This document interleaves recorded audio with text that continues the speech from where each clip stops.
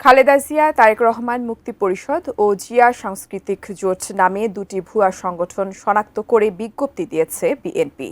সোমবার দলের সিনিয়র যুগ্ম মহাসচিব অ্যাডভোকেট রুহুল কবির রিজভী স্বাক্ষরিত পৃথক বিজ্ঞপ্তিতে এই তথ্য জানানো হয়। এতে বলা হয়, একটি স্বার্থান্বেষী মহল খালেদা জিয়া, তারেক রহমান মুক্তি পরিষদ নামে একটি ভুয়া সংগঠন সৃষ্টি করে বিভিন্নভাবে প্রতারণা ও অবৈধ কর্মকাণ্ডে লিপ্ত। ভুয়া সংগঠনটি আগামী 25শে মার্চ রাজধানীর শ্যামলীর প্রিন্স কিচেনে ইফতার মাহফিলেরও আয়োজন করেছে।